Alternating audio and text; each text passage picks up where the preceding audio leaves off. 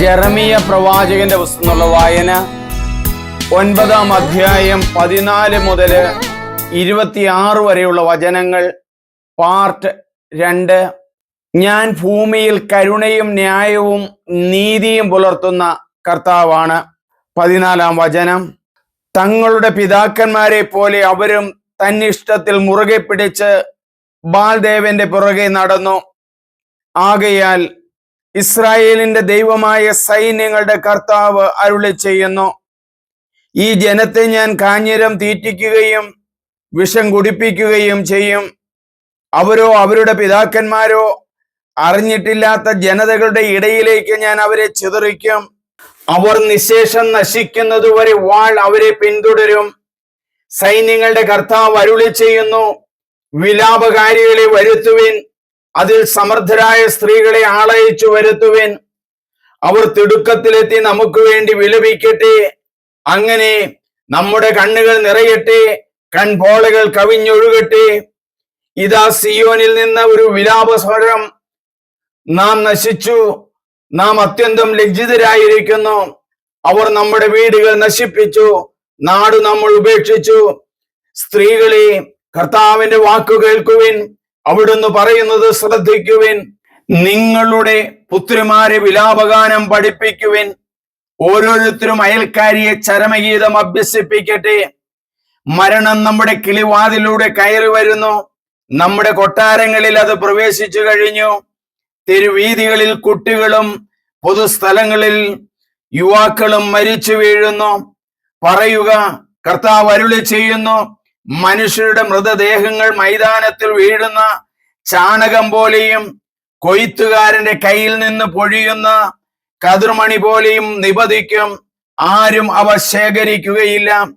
കർത്താവ് അരുളി ചെയ്യുന്നു, ജ്ഞാനി തന്റെ ജ്ഞാനത്തിൽ അഹങ്കരിക്കാതിരിക്കട്ടെ, ബലവാൻ തന്റെ ബലത്തിൽ പ്രശംസിക്കാതിരിക്കട്ടെ, സമ്പന്നൻ തന്റെ സമ്പത്തിൽ വലിപ്പം ഭവിക്കാതിരിക്കട്ടെ.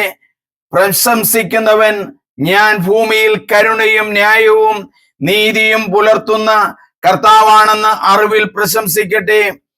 ഇതിലാണ് ഞാൻ ആനന്ദിക്കുന്നതെന്ന് കർത്താവ് അരുളി ചെയ്യുന്നു. പരിച്ഛേദരെങ്കിലും അപരിച്ഛേദരായ എല്ലാവരെയും ഞാൻ ശിക്ഷിക്കുന്ന ദിവസം ഇതാ വരുന്നു. കർത്താവ് അരുളി ചെയ്യുന്നു, ഈജിപ്ത്, യൂദ, ഏദോം, അമോന്യർ, മോവാബ്യർ, ചെന്നിവടിച്ച മരുഭൂമിവാസികൾ, ഇവരെല്ലാവരും അപരിച്ഛേദിതരാണ്. ഇസ്രായേൽ ഭവനം മുഴുവൻ ഹൃദയത്തിൽ അപരിച്ഛേദിതരാണ്. നമുക്ക് പ്രാർത്ഥിക്കാം. നല്ല ദൈവമേ, അങ്ങ് തന്നെ ജെറമിയ പ്രവാചകനിലൂടെ അരുളി ചെയ്യുന്നല്ലോ, ഞാൻ ഭൂമിയിൽ കരുണയും ന്യായവും നീതിയും പുലർത്തുന്ന കർത്താവാണെന്ന്. ദൈവമേ, അങ്ങയുടെ കരുണയ്ക്കായിട്ട്, ന്യായത്തിനായിട്ട്, നീതിക്കായിട്ട് അങ്ങയുടെ തൃച്ചേവടിയിൽ ഞങ്ങൾ അണഞ്ഞിരിക്കുന്നു. ഞങ്ങളെ സഹായിക്കണമേ. യൂദായിലെ ജനങ്ങളെ പോലെയും ഇസ്രായേൽ ജനങ്ങളെ പോലെയും ബാൽദേവന്റെയും മറ്റു പാപങ്ങളിലും പോയി വീണ മനുഷ്യർക്കു വേണ്ടി ഞങ്ങൾ മനസ്തപിക്കുന്നു. മറ്റുള്ളവരുടെ കരച്ചിലും വേദനയും കണ്ടെങ്കിലും ഈ ജനങ്ങൾ തിരിഞ്ഞു വരുവാനായിട്ട് കർത്താവേ, ജെറമിയായോട് കരയുവാനായിട്ട് സ്ത്രീകളെ കൊണ്ടുവരുവാൻ പറയുകയാണല്ലോ. വരുവാൻ പോകുന്ന ആപത്ത് മനസ്സിലാക്കിയാണല്ലോ പറയുന്നത്.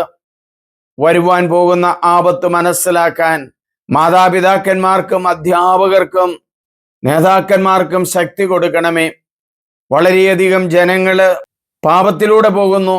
പ്രത്യേകിച്ച് ഇന്നത്തെ യുവജനങ്ങള് മദ്യപാനത്തിലും ലഹരിയിലും എല്ലാം പോയി വീണ് നശിച്ചുകൊണ്ടിരിക്കുന്നു. ലഹരിയുടെ അടിമത്വത്തിൽ നിന്ന് ഞങ്ങളുടെ ജനങ്ങളെ, യുവജനങ്ങളെ പിന്തിരിപ്പിക്കണമേ. വലിയ ആപത്താണ് വരുന്നതെന്ന് അവർക്ക് മനസ്സിലാക്കി കൊടുക്കാനായിട്ട് നല്ല നേതാക്കന്മാരെയും നല്ല പുരോഹിതരെയും സന്യാസികളെയും പ്രദാനം ചെയ്യണമേ. ഏറ്റവും സ്നേഹമുള്ളവരെ, നിങ്ങൾ എല്ലാവരും ഇത് സബ്സ്ക്രൈബ് ചെയ്യണം, ഷെയർ ചെയ്യണം. ദൈവവചനം വളർത്തുന്നവരാകാം, ദൈവവചനത്തിൽ ജീവിക്കാം. ദൈവം നമ്മെ അനുഗ്രഹിക്കും. എൻ്റെ പേര് സണ്ണി വർഗീസ് പുൽപ്പറമ്പിൽ.